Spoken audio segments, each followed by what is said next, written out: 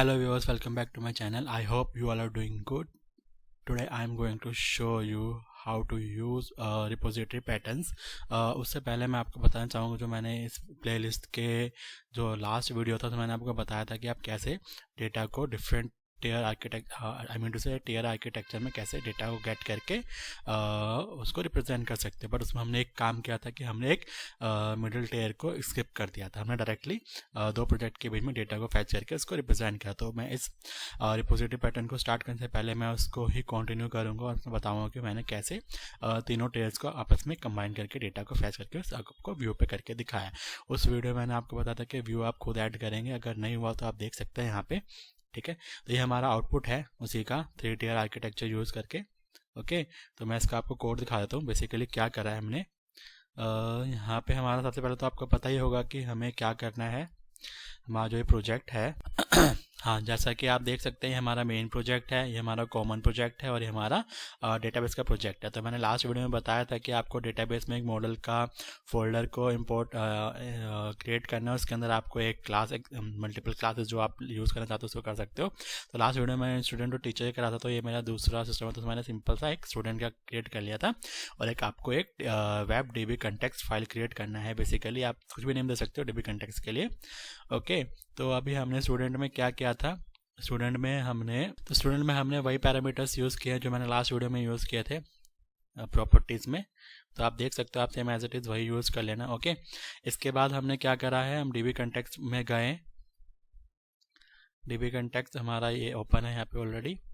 हाँ, DB context class create होने के बाद आपको ये मेंशन करना है, कंपलसरी ये फिक्स है, आपको हर जगह यही यूज़ करना है।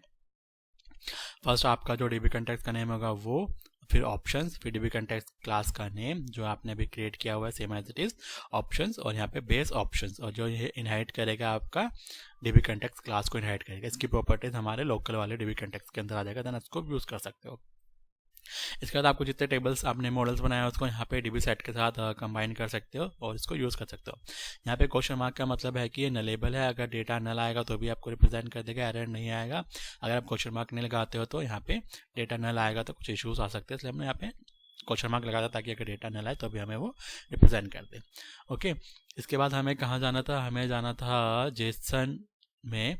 जेसन में तो आपको पता ही होगा, अब जेसन में हमें डेटा स्ट्रिंग को क्या कहते हैं राइट करना होता है। तो मैं आपको दिखा देता हूँ फिर भी एक बार कि हम ऐप सेटिंग्स डॉट जेसन में कैसे स्ट्रिंग को पास आउट करते हैं, कनेक्शन स्ट्रिंग को, देन उसको हम कहाँ यूज़ करते हैं अपने program.cs फाइल में। सिंपल सा है। पिछले वीडियो में हमने बस इसको यूज़ नहीं किया था, इसमें हमने बीच में डेटा डाल दिया, बाकी सब सेम ही है। यहाँ पे आप देख सकते हो कनेक्शन स्ट्रिंग है, यहाँ पे यूज़र नेम, पासवर्ड, ये सब आपको दे रखा है। सेम एज इट इज़ यही यूज़ करना है। I mean to say as per your SQL server. अगर आपका सर्वर दूसरा है तो वो डाले, डेटाबेस जो आप क्रिएट करना वो डाले, यूज़र नेम पासवर्ड जो आपने वहाँ पे डाला होगा वो यूज़ कर ले। इसके बाद हमें आना है program.cs में। program.cs में आपको कनेक्शन की सर्विस ऐड करनी है। तो कनेक्शन की सर्विस ऐड करने के लिए मेन कोड है, आपको ये ऐड करना पड़ेगा। ओके, तो आप देख लें यहाँ पे हमें बिल्डर सर्विस प्रोवाइडर ऐड करना है। देन कॉन्फ़िग में आपको प्रोवाइडर गेट रिक्वायर्ड सर्विस में आपको आई कॉन्फ़िगरेशन ऐड करना है। कॉन्फ़िगरेशन मतलब कनेक्शन स्ट्रिंग के लिए यूज़ होता है बेसिकली। देन इसके बाद आपको सर्विस ऐड करनी है अपने कनेक्शन स्ट्रिंग की। उसको हम कैसे ऐड करते हैं, service builder dot service dot add DB context, उसमें हम अपना क्लास का नेम डालो जो आपने DB कंटेक्स्ट क्रिएट किया है। देन आइटम, फिर आइटम डॉट आपको जो सर्वर यूज़ कर रहे हो उसका नेम, अगर आप SQL सर्वर यूज़ करो तो SQL सर्वर, नहीं तो MySQL सर्वर यूज़ करो तो MySQL सर्वर। उससे पहले आपको तीनों लाइब्रेरीज इंपोर्ट करनी पड़ेंगी, जैसे कि वो था entity framework code dot SQL server, entity framework dot core tools, entity framework dot core dot design. ये तीनों आपको डेटाबेस वाले में ऐड करना पड़ेगा, जैसे कि मैंने लास्ट वीडियो में बताया था एज इट इज़ वही है। तो वो सब मैं आपको करके नहीं दिखा रहा हूँ, सीधा आपको कोड बता देता हूँ। इसके बाद config dot get connection string get करेंगे। देन उसके बाद यहाँ पे हमने एक नया चीज़ ऐड करा है। बेसिकली ये क्या है, एक सर्विस है जो आपने क्रिएट किया था मिडल वाले प्रोजेक्ट के अंदर। आई मीन अभी मैंने क्रिएट किया था इस वीडियो में, तो आपको दिखा देता हूँ वो हमने कहाँ क्रिएट किया हुआ है, कॉमन वाले प्रोजेक्ट में। ठीक है, इसको हमने यहाँ पे क्रिएट किया तो हमें इसकी सर्विस इसमें ऐड करनी पड़ेगी। अगर हम सर्विस ऐड नहीं करेंगे तो हमें क्या करना पड़ेगा कि जब भी हम डेटा मंगाएंगे इससे तो इसका ऑब्जेक्ट क्रिएट करना पड़ेगा। देन इसमें हमें कंटेक्स्ट क्लास भी पास आउट करना पड़ेगा। अगर हम ऐसे करते हैं तो हमारा जो लेयर्ड आर्किटेक्चर है बेसिकली ये यूजलेस हो जाता है, क्योंकि हमें अपने मेन प्रोजेक्ट से जो कंटेक्स्ट क्लास का जो कनेक्शन है वो हमें अवॉइड करके चलना होता है, ठीक है। तो हमें इसको अवॉइड करने के लिए क्या करना पड़ेगा, हमें यहाँ पे इसकी सर्विस ऐड करनी पड़ेगी। ओके, तो हमने सर्विस ऐड कर दिया। अब इसका मैं कोड दिखाता हूँ आपको। ओपन करते हैं, यहाँ पे जो है गेट डेटा का क्लास है, हमने यहाँ पे एक प्राइवेट वेरिएबल बनाया, हमने DB कंटेक्स्ट का ऑब्जेक्ट बनाया है, देन इसको हमने इनिशियलाइज करा है। अब इनिशियलाइज हमने किससे करा है, कंस्ट्रक्टर से करा है। ओके, और उसके बाद हमने एक लिस्ट टाइप का एक मेथड बनाया है, देन उसमें हम डेटा को फैच कर रहे हैं लिस्ट में, देन इसको रिटर्न कर रहे हैं। अब रिटर्न हो गया, कहाँ जाएगा, हमारे कंट्रोलर में जाएगा।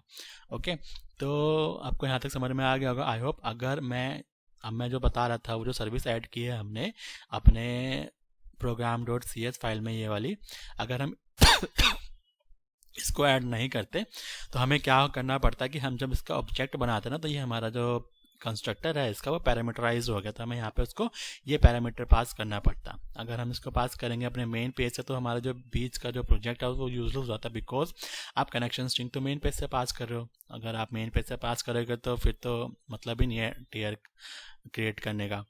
ओके, अगर हम मेन पेज से पास करते तो वो फिर सिक्योरिटी के बिहाफ में थोड़ा इशू रह जाता है, इशू ही होता है उस टाइम। हम फिर एंटियर फंक्शनैलिटी यूज़ करने का यूजलेस सा वो हो जाता है। ओके, अगर हम इसकी सर्विस ऐड कर देते तो क्या हो जाता है, अब हम कंट्रोलर में आते हैं, controller is the last part.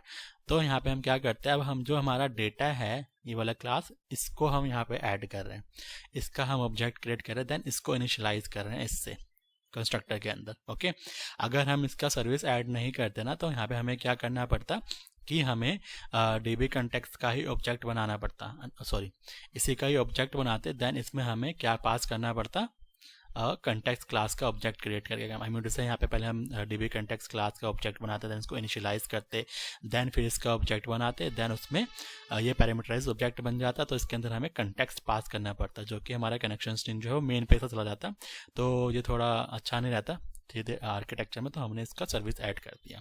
Okay, जब हमने इसका ऑब्जेक्ट बना लिया, देन इसके ऑब्जेक्ट से हम अपने मेथड को कॉल कर लेते हैं, जो यहाँ पे हम गेट कर रहे हैं, और उसको इसमें डाल के हम इसका रिटर्न कर देते हैं व्यू।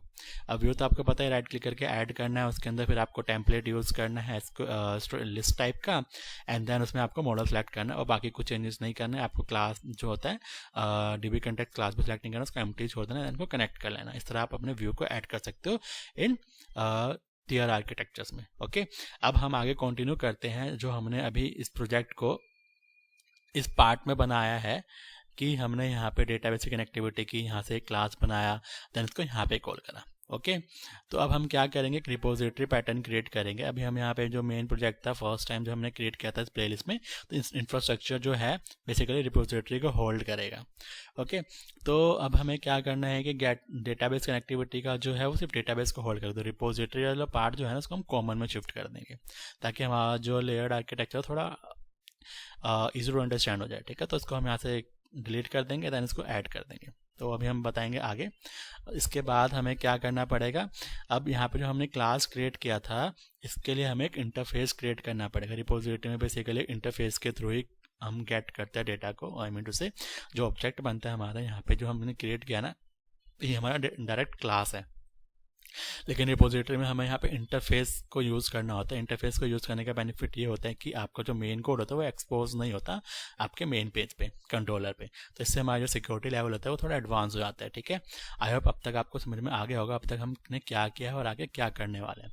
ठीक है, तो यहाँ पे रिपोजिटरी के 3 सेक्शंस में हमने डिवाइड कराया है। तो इस आज के वीडियो में मैं आपको बताऊंगा एक सिंपल रिपोजिटरी में कैसे हम डेटा को फैच करेंगे, देन उसको रिप्रेजेंट करेंगे अपने व्यू के ऊपर।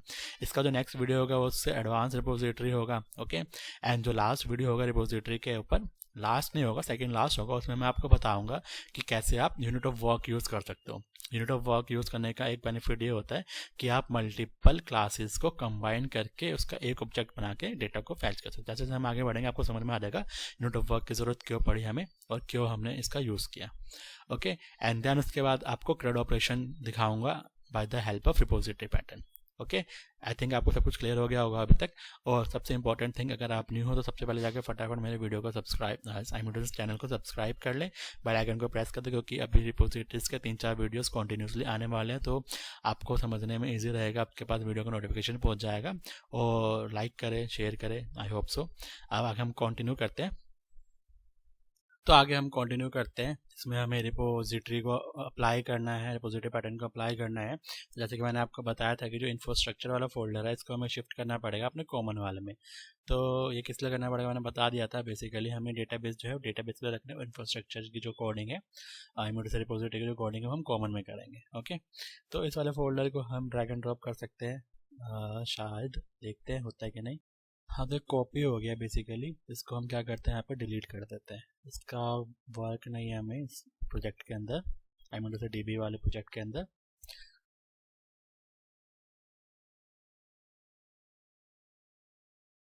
हाँ, तो हमारा जो इंफ्रास्ट्रक्चर था इस वाले प्रोजेक्ट से डिलीट हो गया और इसमें हमने इसको ड्रैग एंड ड्रॉप कर लिया था। तो अब इंफ्रास्ट्रक्चर फोल्डर में हम देखते हैं हमारे पास दो फोल्डर होने चाहिए, आई रिपोजिटरीज और एक रिपोजिटरीज। तो आई रिपोजिटरीज जो है हमारा इंटरफेस को कनेक्ट करके जो आई रिपोजिटरी है बेसिकली वो हमारा इंटरफेस को होल्ड करेगा और जो रिपोजिटरी है वो हमारे क्लास को होल्ड करेगा। तो अभी हमने इस गेट डेटा से डेटा को फैच करके आपको शो करा था, तो अब हम गेट डेटा को एज इट इज ही रहने देंगे। हम इसकी जगह पे एक रिपोजिटरी को ऐड करेंगे यहाँ पे, आई मीन से इंटरफेस को ऐड करेंगे। तो इंटरफेस को ऐड करने के लिए हम न्यू आइटम पे चलते हैं। तो हम यहाँ पे इंटरफेस ऐड कर लेते हैं। इंटरफेस का नेम आप अपने क्लास के नेम से मैच करके रखें, आई, और हमारा जो मॉडल नेम है वो था स्टूडेंट, तो यहाँ पे आई स्टूडेंट कर देते हैं हम। ओके, एंड देन इसको ऐड कर देते हैं। ये हमारा इंटरफेस आई रिपोजिटरीज के अंदर जा रहा है। ओके, तो आप ध्यान से पार्टीशन करें। इंफ्रास्ट्रक्चर होगा, इंफ्रास्ट्रक्चर में आई रिपोजिटरीज होंगे, आई रिपोजिटरीज का एक रिपोजिटरीज फोल्डर होगा। आई रिपोजिटरीज जो है इंटरफेसिस को होल्ड करेगा और रिपोजिटरीज जो क्लास को होल्ड करेगा। तो दोनों को मिक्स मर्ज मत कर देना, कंफ्यूज मत रहना दोनों में। ओके, इंटरफेसेस को डिफ्रेंशिएट करने के लिए हम आई लगाएंगे आगे और सिंपल क्लास के नेम से डालेंगे और लास्ट में रेपो लिख देंगे। ओके, तो अब यहाँ पे इंटरफेस जो है इंटरफेस से डिनोट होता है, आपको बताइए। और यहाँ पे इंटरनल की जगह पे हम यहाँ पे क्या करेंगे, पब्लिक यूज़ करेंगे जस्ट बिकॉज, क्योंकि हमें इसको एक्सेस करना है। एंटायर सॉल्यूशन कहीं पे भी हम कर सकते हैं, तो इसलिए इसको हम पब्लिक यूज़ करते हैं यहाँ पे। अब इसके अंदर हमें दो मेथड लेने हैं। मेथड तो बेसिकली बहुत सारे होते हैं। फॉर एग्जांपल गेट सबका डेटा निकालना है हमें, गेट बाय आईडी निकालना है, अपडेट करना है, इंसर्ट करना है, डिलीट करना है, एंड सो ऑन। बहुत सारे होते हैं, उसके अकॉर्डिंग आप अपना फंक्शन क्रिएट कर सकते हैं उसके अंदर। तो उसके लिए हम सबसे पहले यहाँ पे दो ही मेथड यूज़ कर रहे हैं आपको दिखाने के लिए, ठीक है, राइट। और यहाँ पे हम जो डेटा निकाल रहे हैं, पहले हम सारा डेटा निकाल, तो सारा डेटा किस में आएगा, बेसिकली हमारे लिस्ट फॉर्मेट में आएगा। तो लिस्ट फॉर्मेट में हम यूज़ कर रहे हैं, तो आई एनुमरेबल लेंगे, आई एनुमरेबल, और I enumerable with type of I enumerable क्या होगा हमारा, स्टूडेंट होगा। Student is our model name. Okay, student, यहाँ पे देख सकते हैं आपका स्टूडेंट नेम मॉडल है या नहीं। तो उसके लिए हम यहाँ पे नीचे आते हैं, इसको स्क्रॉल करें आप, यहाँ पे देख सकते हैं ये स्टूडेंट है। तो यहाँ पे एरर आ रहा है जस्ट बिकॉज इसके हमें रेफरेंस देना पड़ेगा। तो रेफरेंस देने के लिए हम क्या करेंगे, यहाँ पे होल्ड करेंगे शो पोटेंशियल फिक्सेस, ये हम डीबी मॉडल वाला जो है उसका रेफरेंस हम इसमें ऐड कर, ठीक है। तो यहाँ से आपका एरर हट गया। अब हमें एक फंक्शन बनाना है, मेथड बनाना है जो डेटा गेट करेगा। तो इसका नेम हम क्या लिखेंगे, गेट ऑल लिख सकते हैं। आप कुछ भी लिख सकते हो, आपके ऊपर डिपेंड करता है कि आप मेथड का नेम क्या देना चाहते हो। इसी के लिए यहाँ पे सारे डेटा मंगा तो गेट ऑल ले लिया। अब मुझे एक डेटा आईडी के बेसिस पे मंगाना है, तो आईडी के बेसिस पे जो डेटा निकलेगा वो किस फॉर्म में आएगा। तो हमारा जो फॉर्म है वो स्टूडेंट ही है, तो स्टूडेंट फॉर्म में डेटा आएगा। अब डेटा आईडी बाय निकालेंगे तो कैसे निकालेंगे, तो इसका नेम हम देते हैं गेट बाय आईडी और इसमें एक पैरामीटर दे देते हैं। ओके, यहाँ पे पैरामीटर इंट टाइप का होगा और आईडी, यहाँ पे हम आईडी भेजेंगे तो इसलिए ये। ओके, तो हमारा यहाँ पे जो इंटरफेस था फॉर स्टूडेंट क्लास वो हमने क्रिएट कर लिया है। ओके, सेकंड हम जाते हैं यहाँ पे, अब इसमें हम ऐड करते हैं class, add class. Class name में हम लिखेंगे जो हमारा मॉडल होगा उसी को नेम हम यहाँ पे लिखेंगे स्टूडेंट एंड रेपो लिख लें, ताकि हमें पता चले कि रिपोजिटरी है ना कि मॉडल। ओके, इसको हम इसमें ऐड कर देंगे। तो अब यहाँ पे आपको पता ही होगा अब क्या करना है आपको, जो आपके इंटरफेसेस के मेथड थे उसको इम्प्लीमेंट करना है। बेसिकली जो इंटरफेस होता है ना वो हमारे मेथड को सिर्फ डिफाइन करता है, उसका डेफिनेशन देता है कि इस टाइप का कोई मेथड है, और उसका जो डिस्क्रिप्शन होता है, स्ट्रक्चर होता है, कोडिंग होती है, मेन हमारे यहाँ पर क्लास के अंदर होती है। तो इस तरह से हम अपने प्रोजेक्ट को क्या कर सकते हैं, लूजली बाइंडिंग बना सकते हैं। अगर आप ऐसा नहीं करेंगे तो टाइटली बाइंडिंग में हो जाएगा। टाइटली बाइंडिंग में अगर आपको चेंज करें तो पूरे प्रोजेक्ट में चेंजेस करने पड़ जाते हैं। लूजली बाइंडिंग में आप एक जगह चेंज कर दो तो आपके प्रोजेक्ट में उसका इम्पैक्ट नहीं पड़ता। ओके, तो यहाँ पे आपको पब्लिक बनाना है इसको, पब्लिक, और यहाँ पे इसको इनहाइट करते हैं हम क्या, आई स्टूडेंट। आई स्टूडेंट हमने इनहाइट कर लिया, स्टूडेंट, और यहाँ पे इम्प्लीमेंट करना है हमें इसको।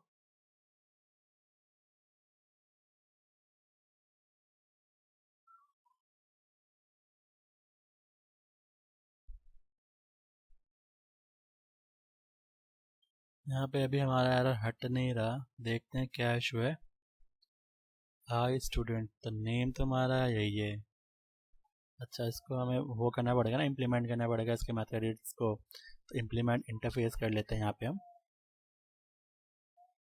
ओके, तो जो हमारे इंटरफेस के अंदर जो मेथड थे उसका इम्प्लीमेंटेशन यहाँ पे आपको दिख रहा है। तो आप इसको as per your requirements change करेंगे, हम as per our requirements change करेंगे। ओके, तो इसके लिए हमें सबसे पहले एक कंटेक्स्ट क्लास बनाना पड़ेगा। I mean context class already created है, मतलब उसको हमें इनिशियलाइज करना पड़ेगा। तो इनिशियलाइज हम कैसे करते हैं कंटेक्स्ट क्लास को, private read only. Read only में हमारा कंटेक्स्ट क्लास का नेम क्या है, web core db context, and then इसको हम दे देते हैं underscore context. Okay, and semicolon. ये हमने यहाँ पे ऑब्जेक्ट क्रिएट कर दिया इसका। अब इसको हम इनिशियलाइज करेंगे अपने किसके अंदर भाई, कंस्ट्रक्टर के अंदर। अब कंस्ट्रक्टर को इम्प्लीमेंट करने का शॉर्टकट की होता है, तो आप उसको यूज कर सकते हो। ओके, अगर नहीं पता तो मैं पूरा लिख के दिखाता हूँ आपको कैसे लिखेंगे। स्टूडेंट एम्प्लॉय, सॉरी एम्प्लॉय कह रहा हूँ, स्टूडेंट रैपो। स्टूडेंट रैपो के बाद हमें ब्रैकेट क्रिएट करना है, ब्रैकेट के अंदर हम एज इट इज इसको लेंगे, एंड देन ये एक्स्ट्रा हो गया तो इसको हटा देते हैं यहाँ पे ये। फिर यहाँ पे अंडरस्कोर कंटेक्स्ट आपको दिख रहा है, एज इट इज इसको यूज कर लें। ओके, तो आपने यहाँ पे इनिशियलाइज कर दिया है कंस्ट्रक्टर से कंटेक्स्ट क्लास को। कंटेक्स्ट होता है बेसिकली, हमने कंटेक्स्ट लिखा हुआ है तो इसको चेंज कर लेते हैं, कंटेक्स्ट कंटेक्स्ट, और यहाँ पे भी कंटेक्स्ट। ओके, इसका हमें हटाना है इसको। अब यहाँ पे गेट ऑल डेटा कैसे करेंगे, यहाँ पे हमें रिटर्न करना है this type of data, this type of data. तो यहाँ पे हमें कंटेक्स्ट क्लास लिखना है ऑब्जेक्ट डॉट, उसके बाद हमारा जो वो है मॉडल नेम, वो क्या है हमारा, dot student, students. Okay, and then dot to list, to list हो गया। इस तरह से हमारा जो डेटा होगा वो सारा का सारा हमें निकल के मिल जाएगा और ये रिटर्न कर देगा। देन इसको हम कॉल करेंगे अपने कंट्रोलर पे। कंट्रोलर पे किसके थ्रू कॉल होगा, ये इंटरफेस के थ्रू कॉल होगा। इंटरफेस हमारा मेथड का नेम डिफाइन है, उसका स्ट्रक्चर हमने इसमें डिफाइन किया। तो इस तरह से हमारा जो मेन कोड है डेटा गेट करने का वो हमारे कंट्रोलर पे मेन पेज पे एक्सपोज नहीं होगा, जस्ट बिकॉज क्योंकि हम इंटरफेस यूज कर रहे हैं और इंटरफेस पे क्या सिर्फ नेम है, उसका अंदर का जो पार्ट है काम है वो सारे हमने कहीं और रखा हुआ है। तो इस तरह हमारा कोड एक्सपोज नहीं होगा, तो हमारे कोड को थोड़ा सिक्योरिटी भी मिल जाता है और लूजली बाइंडिंग भी हो जाता है। ओके, देन अगर हमें यहाँ पे डेटा गेट करना है with the help of ID और single data from your table, then you can type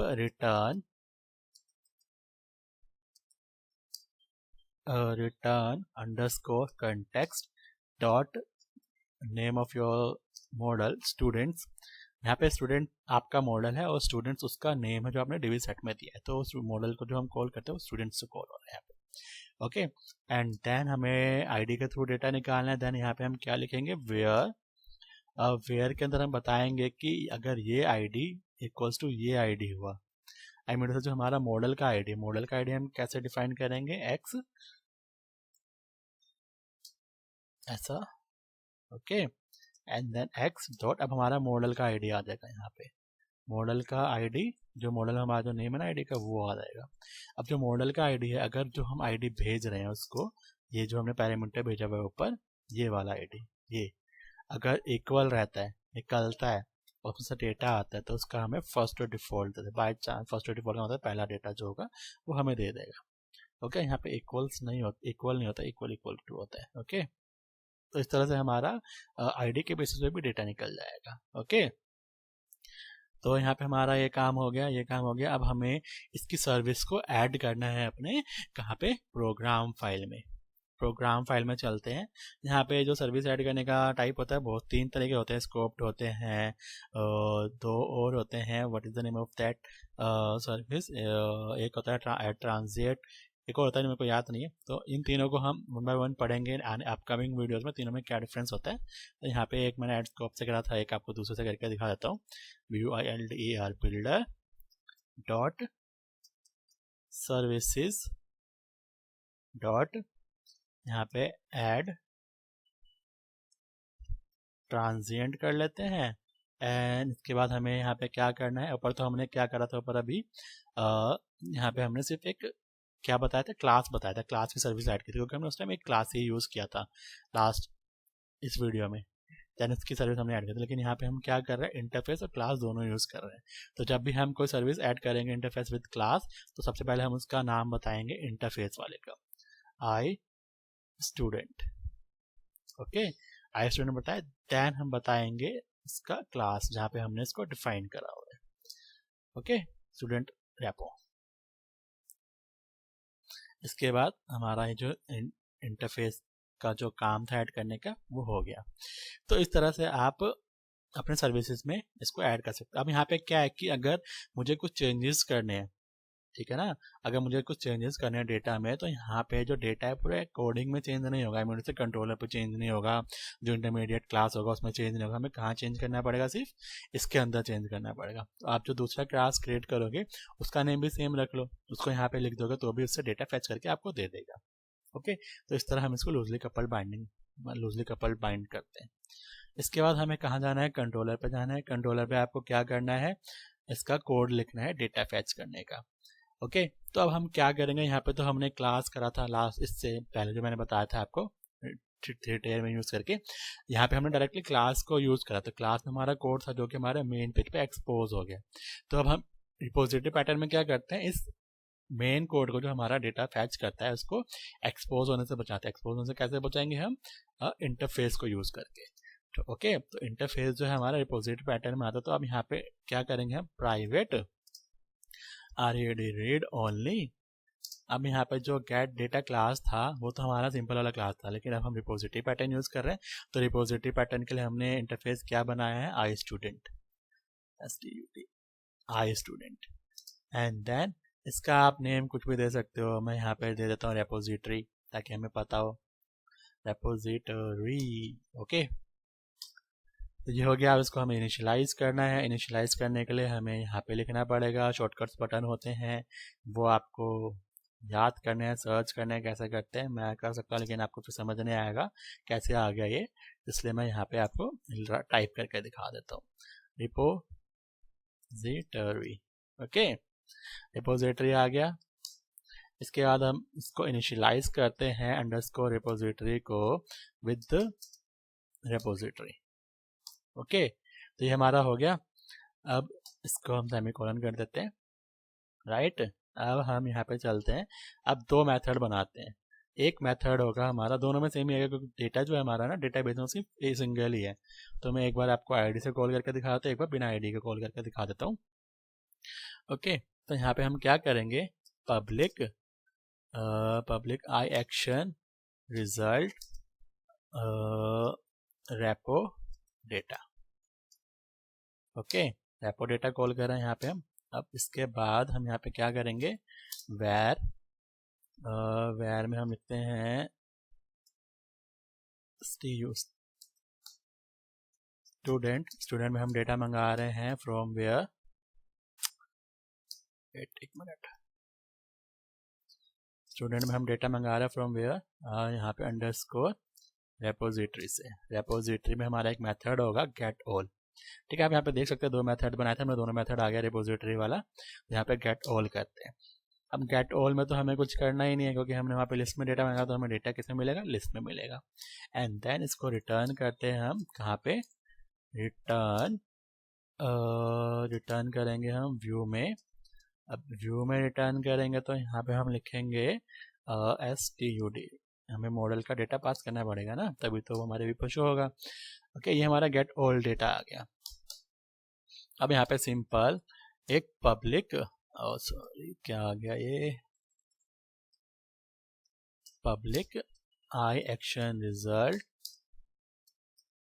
repo data ID कर देते हैं। ओके, और इसमें एक आईडी पास कर देंगे हम नीचे।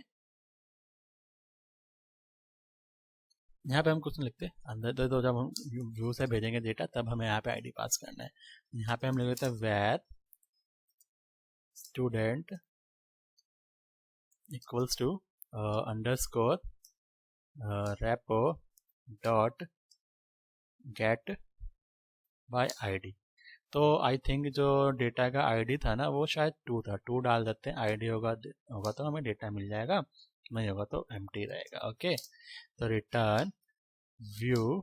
अब व्यू पे हमें क्या भेजना है, सिंपल ये वाला स्टेट। ओके, तो इस तरीके से आप रेपोजिटरीज को यूज़ कर सकते हो। रेपोजिटरी को यूज़ करने के लिए हमने क्या करा, एक हमारा मॉडल क्लास था, कनेक्शन तो मैंने आपको लास्ट वीडियो में बताया दिया कैसे आप कनेक्शन करोगे जीटीआर आर्किटेक्चर में। आर्किटेक्चर में मल्टीपल आर्किटेक्चर्स के जो भी होंगे लेयर्स होंगे उसमें कैसे करोगे, सेम एज इट इज़ वही करना है आपको।